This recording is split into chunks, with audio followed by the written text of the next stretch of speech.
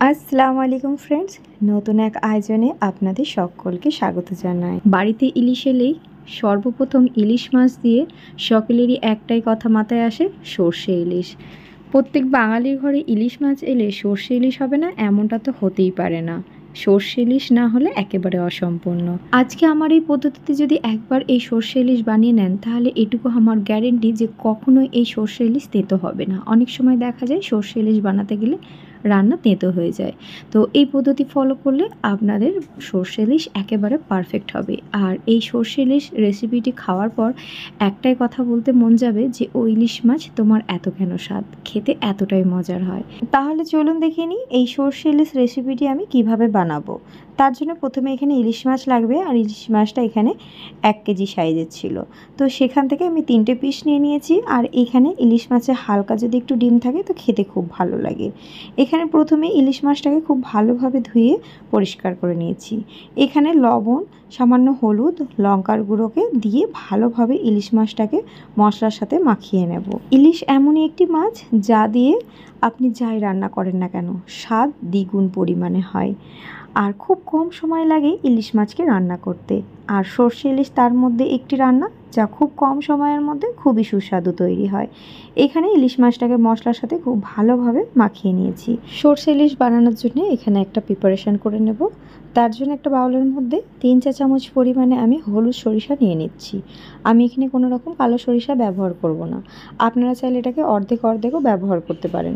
তবে শুধুমাত্র এই হলুদ সরিষা ব্যবহার করে যদি সর্ষে ইলিশটা বানান তাহলে কখনোই তেতো হবে না। আর এই সর্ষের সাথে 1.5 চা চামচ পরিমাণে আমি পোস্ত অ্যাড করে নিয়েছি। তারই সাথে এখানে 6টা মতো কাজু বাদাম ও 3টে কাঁচামরিচ অ্যাড করে নিয়েছি। এবারে এর মধ্যে আমি কিছুটা পরিমাণ পানি দিয়ে নিচ্ছি। পানিটা দিয়ে নেওয়ার পর আমি এখানে অল্প পরিমাণে একটু লবণ অ্যাড করে নিচ্ছি। এটা লবণ দিয়ে যদি একটু ভিজিয়ে রাখেন এবং লবণ দিয়ে যদি এটা বেটে নেন তাহলে সর্ষে বাটার পর কখনোই তেতো হবে না। এদিকে আরও একটা মশলা রেডি করে নেব। প্রথমে এখানে 1/2 চা চামচ লবণ, 1/2 চা চামচ হলুদ গুঁড়ো, তারই সাথে 1/2 চা চামচ কাশ্মীরি রেড চিলি পাউডার আর এখানে কিছুটা পানি অ্যাড করে নিয়ে সমস্ত মশলাটাকে খুব ভালোভাবে মিশিয়ে নিচ্ছি। আর এটা মেশাতে আমি এখানে 1/4 চা চামচ পরিমাণ গোলমরিচের গুঁড়ো অ্যাড করে নিচ্ছি।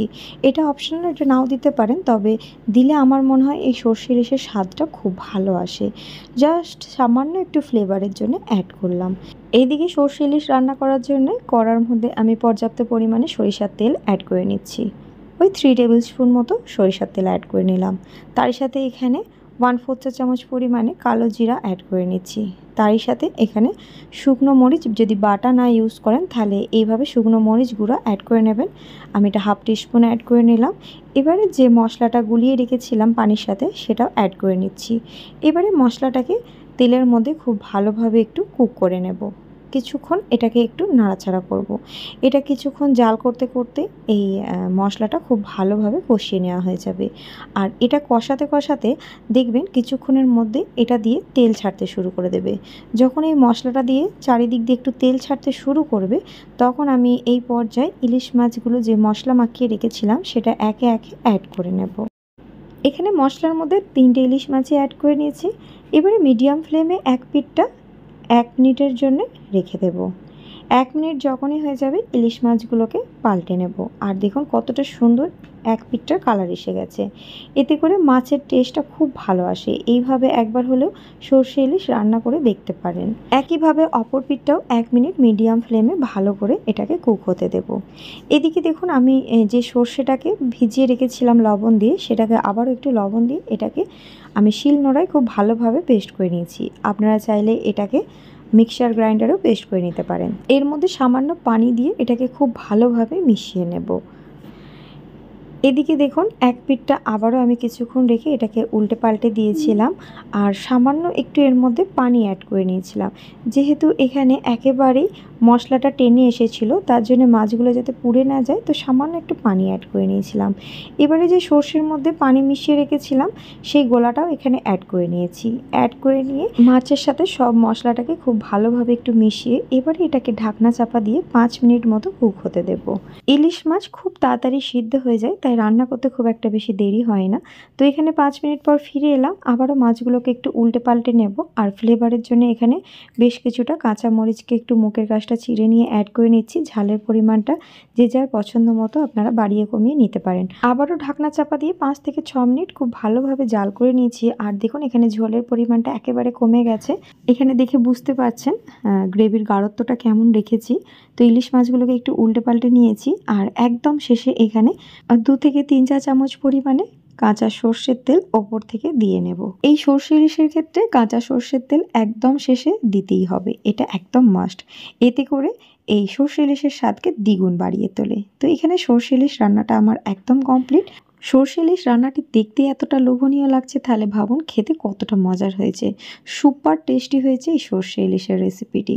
একবার অবশ্যই এইভাবে প্রত্যেকটা টিপস ফলো করে আমার এই রেসিপিটি একবার ট্রাই করে দেখবেন। আমি কথা দিচ্ছি কখনোই এই সর্ষে ইলিশ তেঁতো হবে না এবং খেতে দুর্দান্ত স্বাদের হবে। বাড়ির ছোট থেকে বড় সকলেই আঙুল চেটে খাবে এই সর্ষে ইলিশ। আর খাবার পর একটাই কথা বলতে মন যাবে, ওই যে প্রথমেই বলেছি, ও ইলিশ মাছ তোমার এত কেন স্বাদ। আমার কাছে পৃথিবীর সর্বশ্রেষ্ঠ খাবার এই ইলিশ মাছই মনে হয়। খেতে এতটাই স্বাদ যে ভাতের পরিমাণ যতই খাই না কেন মনে হবে যেন আরও একটু খেলে ভালো হতো।